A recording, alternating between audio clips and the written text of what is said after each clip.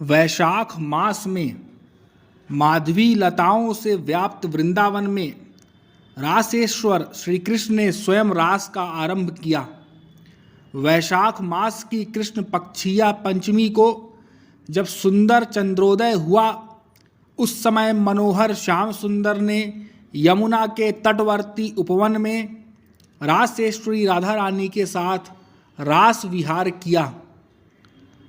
इसके पूर्व गोलोक से जिस भूमि का पृथ्वी पर अवतरण हो चुका था, वह सब की सब तत्काल सुवर्ण तथा पद्मराग मणि से मंडित हो गई, और वृंदावन भी दिव्य रूप धारण करके और कामपूरक कल्प वृक्षों तथा माधवी लताओं से समलंकृत हो अपनी शोभा से नंदनवन को भी तिरस्कृत करने लगा। रत्नों के सोपानों और सुवर्ण निर्मित तोलिकाओं से मंडित तथा हंसों और कमल आदि के पुष्पों से व्याप्त यमुना नदी की अपूर्व शोभा हो रही थी। जब रास प्रारंभ हुआ, उसके पूर्व का वर्णन कर रहे हैं कि वृंदावन की कैसी शोभा है। इसको हमें कल्पना करना है, रूप ध्यान बनाना है, तभी तो हमारा रूप ध्यान हो पाएगा। तो उसी का वर्णन किया जा रहा है। गिरिराज गोवर्धन पर्वत गजराज के समान शोभा पा रहा था। जैसे गजराज होता है ना, उसके गंड स्थल से मद की धाराएं झरती रहती हैं और उस पर भ्रमरों की भीड़ लगी रहती है, उसी प्रकार गिरिराज की घाटियों से जल के निर्झर प्रवाहित होते थे और कंदराओं तथा भ्रमरियों से वह पर्वत व्याप्त था। वहाँ विभिन्न धातुओं की जगह नाना प्रकार के रत्न उद्भासित होते थे। उसके रत्नमय शिखरों की दिव्य दीप्ति सब ओर प्रकाशित हो रही थी। वह पक्षियों के कलरव से मुखरित तथा लता पुष्पों से मनोहर जान पड़ता था। गिरिराज के चारों ओर समस्त निकुंज दिव्य रूप धारण करके सुशोभित होने लगे। सभा मंडपों से मंडित वीथियां, प्रांगण और खंभों की पंक्तियां उनकी शोभा बढ़ाने लगीं। फहराती हुई दिव्य पताकाएं, सुवर्णमय कलश तथा पुष्पमय मंदिरों में विद्यमान श्वेत अरुण पुष्पदल उन निकुंजों को विभूषित कर रहे थे। उन सब में वसंत ऋतु की माधुरी भरी थी। वहाँ कोकिल और सारस अपने मीठे बोल सुना रहे थे। जहाँ तहाँ सब ओर कबूतर और मोर आदि पक्षी कलरव कर रहे थे। राधा कृष्ण की पुण्यमयी गाथा का गान करते हुए टूट पड़ने वाले मधुमत्त भ्रमरों से सभी कुंज विशेष शोभा पाते थे। यमुना पुलिन पर सहस्त्रदल कमलों के पुष्प पराग को बारंबार बिखेरता हुआ शीतल मंद सुगंध समीर प्रवाहित हो रहा था। इसी समय बहुत सी गोपांगनाएं ठाकुर जी की सेवा में, श्री कृष्ण की सेवा में उपस्थित हुई। कोई गोलोक निवासिनी थी, कोई शैया सजाने में सहयोग करने वाली थी, कोई श्रृंगार धारण कराने की कला में कुशल थी, तो कोई द्वारपालिका थी। कुछ गोपियां पार्षद नाम धारिणी थी, कुछ छत्र चमर धारण कराने वाली सखियां थीं, और कुछ श्री वृंदावन धाम की रक्षा में नियुक्त थीं। कुछ गोवर्धन वासिनी, कुछ कुंज वासिनी, कुछ नुकुंज निवासिनी, कोई नृत्य में निपुण तो कोई वाद्य वादन में प्रवीण थी। उन सब के मुख अपने सौंदर्य माधुर्य से चंद्रमा को भी लज्जित कर रहे थे। वे सब की सब किशोरावस्था वाली तरुणियां थीं। इन सब के 12 यूथ श्री कृष्ण के समीप आए। इसी प्रकार साक्षात यमुना भी अपना यूथ लिए आईं। उनके अंगों पर नील वस्त्र शोभा पा रहे थे। वे रत्नमय आभूषणों से विभूषित तथा श्यामा थीं। उनके नेत्र प्रफुल्ल कमल दल को तिरस्कृत कर रहे थे। उन्हीं की तरह जहुनंदिनी गंगा भी यूथ बांधकर वहां आ पहुंची। उनकी अंग कांति श्वेत गौर थी। वे श्वेत वस्त्र तथा मोती के आभूषणों से विभूषित थी। साक्षात गंगा भी वहाँ पर पधारी भगवान की सेवा के लिए। और वैसे ही साक्षात रमा भी, हाँ ध्यान दीजिए, रमा भी अपना यूथ लिए आई। उनके श्रीअंगों पर अरुण वस्त्र सुशोभित थे और चंद्रमा की सी अंग कांति, अधरों पर मंद मंद हास की छटा तथा विभिन्न अंगों में पद्मराग मणि के बने हुए अलंकार शोभा दे रहे थे। इसी तरह कृष्ण पत्नी के नाम से अपना परिचय देने वाली वसंत लक्ष्मी भी वहां आई। उनके साथ भी सखियों का समूह था। वे सब की सब कैसी थी? वे सब की सब प्रफुल्ल कमल की सी अंग कांति वाली, पुष्पहार से अलंकृत तथा सुंदर वस्त्रों से सुशोभित थीं। इसी रीति से साक्षात विरजा नदी भी सखियों का यूथ लिए वहां आई। उनके अंगों पर हरे रंग के वस्त्र शोभा दे रहे थे। वे गौरवर्णा तथा रत्नमय अलंकारों से अलंकृत थीं। ललिता, विशाखा और लक्ष्मी के भी यूथ वहां आए। इसी प्रकार 8 सखियों के, 16 सखियों के तथा 32 सखियों के संपूर्ण यूथ भी वहां आ पहुंचे। भगवान श्याम सुंदर श्री कृष्ण उन गोपियों के साथ, ब्रजांगनाओं के साथ और तमाम प्रकार की सखियों के साथ रास मंडल की रंगभूमि में बड़ी शोभा पाने लगे।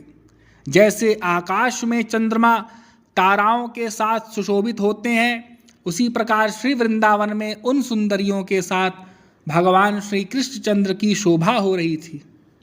उनकी कमर में दिव्य पीतांबर कसा हुआ था। वे नट वेश में सबका मन मोह लेते थे।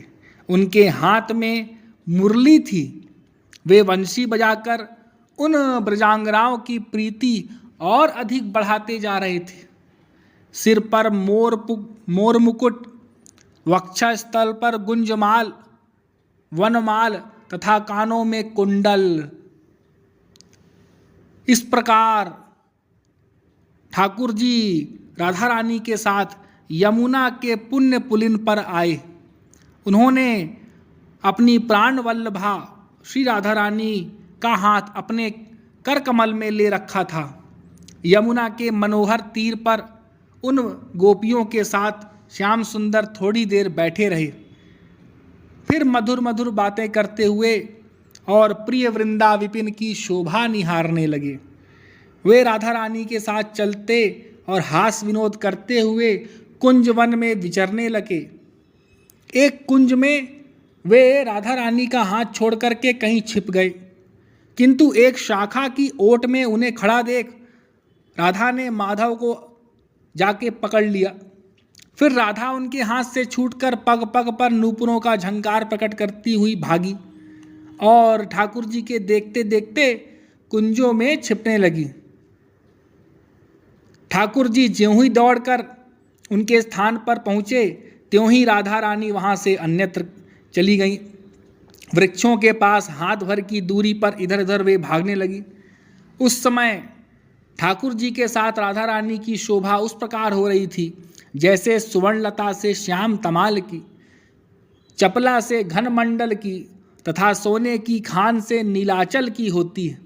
वृंदावन में रास की रंग स्थली में रति के साथ कामदेव की भांति विश्व विमोहिनी राधा रानी के साथ मदन मोहन श्री कृष्ण सुशोभित हो रहे थे। जितनी जितनी गोपांगनाएं वहाँ थीं, उतने ही ठाकुर जी ने रूप बना लिए अपने, और रास प्रारंभ हो गया। सबके सब नृत्य करने लगे। उनके साथ संपूर्ण ब्रजांगनाएं भी नृत्य करने लगीं। अनेक ठाकुर जी के साथ, कृष्णचंद्रों के साथ अब ठाकुर जी भी अनंत हो गए। जितनी करोड़ों गोपियाँ, उतने ठाकुर जी ने उतने रूप बना लिए, उतनी ही ठाकुर जी। तो ठाकुर जी उन गोपियों के साथ नृत्य के पश्चात यमुना जल में जाकर के विहार करने लगे और मृदंग और खड़ताल इत्यादि की मधुर ध्वनि के साथ वे सब गोपियाँ मधुसूदन का यश गाती थीं। श्री हरि ने, ठाकुर जी ने उनकी सारी व्यथा हर ली थी। उनके पुष्पहार चंचल हो रहे थे और वे परमानंद में निमग्न हो रही थीं।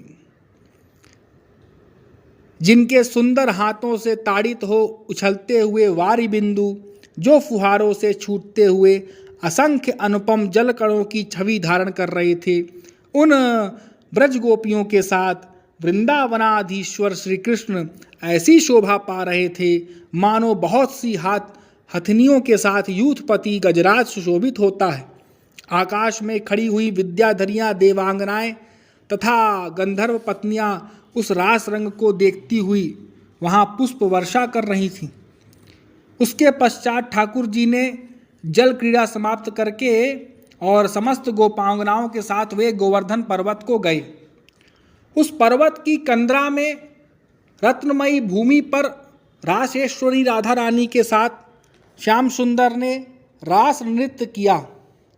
वहाँ पुष्पों से सुसज्जित रम्य सिंहासन पर दोनों प्रिया प्रियतम ठाकुर जी और किशोरी जी विराजमान हुए। वहाँ सब सखियों ने बड़ी प्रसन्नता के साथ राधा रानी का श्रृंगार किया। चंदन, केसर, कस्तूरी आदि से तथा महावर, इत्र, अर्गजा और काजल तथा सुगंधित पुष्प रसों से कीर्ति कुमारी अपनी स्वामिनी जू राधा रानी की विधि पूर्वक अर्चना करके साक्षात यमुना जी ने उन्हें नूपुर धारण कराया। यमुना महारानी ने, गंगा जी ने मंजीर नामक दिव्य भूषण अर्पित किया। रमा ने तटी प्रदेश में किंकड़ी जाल पहनाया। मधु माधवी ने कंठ में हार अर्पित किया। विरजा ने कोटि चंद्रमाओं के समान उज्ज्वल एवं सुंदर चंद्रहार धारण कराया। ललिता ने मणिमंडित कंचुकी पहनाई। विशाखा ने कंठभूषण धारण कराया। चंद्रानना ने रत्नमयी मुद्रिकाएं अर्पित की और शतचंद्रानना सखी ने रत्नमय भुज कंकड़, बाजूबंद, जोसन, झबिया आदि दिए। मधुमती ने 2 अंगद भेंट किए जिनमें जड़े हुए रत्न उद्दीप्त हो रहे थे। बंदी ने 2 तरकियां और सुखदायिनी ने 2 कुंडल दिए। सखियों में प्रधान आनंदी ने श्री राधा रानी को भाल तोरण भेंट किया। पद्मा ने चंद्रकला के समान चमकने वाली माथे की बिंदी दी। पद्मावती ने नासिका में मोती की बुलाक पहना दी जो थोड़ी थोड़ी हिलती रहती थी। चंद्रकांता सखी ने राधा रानी को प्रातःकालिक सूर्य की कांति से युक्त मनोहर शीश फूल अर्पित किया। सुंदरी ने चूड़ामणि तथा प्रहर्षिणी ने रत्नमयी वेणी प्रदान की। वृंदावनाधीश्वरी वृंदा देवी ने राधा रानी को करोड़ों बिजलियों के समान विद्योतमान चंद्र सूर्य नामक 2 आभूषण भेंट किए। इस प्रकार श्रृंगार धारण करके राधा रानी का रूप दिव्य ज्योति से उद्भासित हो उठा। उनके साथ गिरिराज पर ठाकुर जी सुशोभित हुए। जहाँ रास में राधा ने श्रृंगार धारण किया, गोवर्धन पर्वत पर वह स्थान श्रृंगार मंडल के नाम से विख्यात हो गया। उसके पश्चात श्री कृष्ण अपनी ब्रज गोपियों के साथ चंद्र सरोवर पर गए। उसके जल में उन्होंने उनके साथ विहार किया। वहाँ साक्षात चंद्रमा ने आकर राधा रानी और श्याम सुंदर को 2 सुंदर चंद्रकांत मणियाँ तथा 2 सहस्त्रदल कमल भेंट किए। उसके पश्चात ठाकुर जी वृंदावन की शोभा निहारते हुए लता वल्लरियों से व्याप्त बहुला वन में गए। वहाँ संपूर्ण सखी जनों को पसीने से भीगा देख ठाकुर जी ने मेघ मल्लार नामक राग गाया। फिर तो वहाँ उसी समय बादल घिर आए। जब बहुला वन में देखा कि सखियाँ परेशान हो रही हैं, थक गई हैं और पसीने से युक्त है, काफ़ी देर से रास चल रहा है और हम वन जा रहे हैं। ठाकुर जी पहले तो वृंदावन, फिर वहाँ से गोवर्धन से बहुला वन आ गए। तो मेघ मल्लार नामक गीत गा करके और बादलों को पुकारा, बुलाया। तुरंत वहाँ बादल एकत्रित हो गए और वर्षा होने लगी। उसी समय अपनी सुगंध से सबका मन मोह लेने वाली शीतल वायु भी चलने लगी। उससे समस्त गोपांगनाओं को बड़ा सुख मिला। वे वहाँ एकत्रित होकर के और एक स्वर से ठाकुर जी का यश गाने लगीं। वहाँ से ठाकुर जी राधा रानी और गोपियों के साथ तालवन को गए। उस वन में व्रजवधूटियों से घिरे हुए ठाकुर जी ने मंडलाकार रास नृत्य आरंभ किया। उस नृत्य में समस्त गोप सुंदरियाँ पसीना पसीना हो गईं और प्यास से व्याकुल हो उठीं। उन सब ने हाथ जोड़कर रास मंडल में ठाकुर जी से कहा कि गंगा जी तो यहाँ से बहुत दूर हैं और हम लोगों को बड़े जोर से प्यास लगने लगी है। हम यह भी चाहती हैं कि आप यहीं मनोहर रास करें। हम आपके साथ यहीं जल विहार और जलपान करेंगी। आप इस जगत के सृष्टि पालन तथा संहार के भी नायक हैं। यह सुन करके ठाकुर जी ने अपनी मुरली से भूमि पर ताड़न किया। इससे वहाँ तत्काल पानी का स्रोत निकल आया, जिसे वेत्र गंगा कहते हैं। उसके जल का पान किया सब गोपियों ने, तब उनकी थकान मिटी और उनकी प्यास बुझी। गोपांगनाओं के साथ जल विहार करके ठाकुर जी तालवन से कुमुदवन गए, जो लता बेलों के जाल से मनोहर जान पड़ता था। वहाँ भ्रमरों की ध्वनि सब ओर गूंज रही थी। उस वन में भी ठाकुर जी ने सखियों के साथ रास किया। वहाँ राधा रानी ने प्रजांगनाओं के सामने नाना प्रकार के दिव्य पुष्पों द्वारा श्री कृष्ण का श्रृंगार किया। अब ठाकुर जी का श्रृंगार यहाँ पर हो रहा है। हाँ, कुमुदवन में कैसा हो रहा है? वहाँ पर गोवर्धन में राधा रानी का श्रृंगार किया था सबने मिल करके, मैंने उसका वर्णन बताया था। अब यहाँ पर ठाकुर जी का श्रृंगार किया जा रहा। कैसे? चंपा के फूलों से ठाकुर जी के कटी प्रदेश को अलंकृत किया गया। सुनहरी जूही के पुष्पों द्वारा निर्मित बाजूबंद धारण कराया। सहस्त्रदल कमल की कर्णिकाओं को कुंडल का रूप देकर उससे कानों की शोभा बढ़ाई गई। कमल का ही कुंडल बना दिया गया। मोहिनी, मालिनी, कुंद और केतकी के फूलों से निर्मित हार श्री कृष्ण ने धारण किया। कदम्ब के फूलों से शोभायमान किरीट और कड़े धारण करके ठाकुर जी के श्रीअंग और भी उद्भासित हो उठे। मंदार पुष्पों का दुपट्टा, कमल के फूलों की छड़ी, तुलसी मंजरी से युक्त वनमाला ठाकुर जी को धारण कराई गई। और अपनी प्रियतमा राधा रानी के द्वारा इस प्रकार श्रृंगार धारण कराए जाने पर ठाकुर जी उस कुमुदवन में हर्षोत्फुल्ल मूर्तिमान वसंत की भांति शोभा पाने लगे। जैसे मूर्तिमान वसंत ही उपस्थित हो गया है, इस प्रकार से फूलों से श्रृंगार किए हुए ठाकुर जी इस प्रकार से प्रतीत होते थे। अब गोपियों ने मृदंग, वीणा, वंशी, मुरजंग, झांझ, करताल आदि वाद्यों के साथ मनोहर गीत प्रारंभ किया। भैरव, मेघमल्लार, दीपक, मालकोश राग और हिंदोल राग, इन सब को पृथक पृथक गाकर 8 ताल, 3 ग्राम और 7 स्वरों से तथा हाव भाव समन्वित नाना प्रकार के रमणीय नृत्यों से कटाक्ष विक्षेप पूर्वक ब्रज गोपिकाएं राधा और श्याम सुंदर को रिझाने लगी। अब गोपियों ने नृत्य प्रारंभ किया। वीणा भी बजने लगी, ढोल, मंजीरा, सब अलग अलग रागों से वहाँ पर ठाकुर जी को गीत गा करके और राधा रानी को गीत गा करके गोपियाँ सुनाने लगी। वहाँ से मधुर गीत गाते हुए ठाकुर जी समस्त ब्रज गोपियों के साथ मधुवन में गए। कुमुदवन से मधुवन, वहाँ पहुंचकर ठाकुर जी ने फिर राधा रानी और गोपियों के साथ रास क्रीड़ा की। वैशाख मास के चंद्रमा की चांदनी में प्रकाशमान सौगंधित कुसुमों से झरते हुए परागों से पूर्ण तथा मालती की सुगंध से वासित वायु वहाँ चल रही थी मधुवन में, और चारों ओर माधवी लताओं के फूल खिल रहे थे। इन सब से सुशोभित निर्जन वन में ठाकुर जी ब्रजगोपांगनाओं के साथ और राधा रानी के साथ विहार कर रहे थे। इस प्रकार रमणीय कुमुदवन में ठाकुर जी का विहार बहुत समय तक हुआ और उसके पश्चात ठाकुर जी ने मधुवन में भी विहार किया।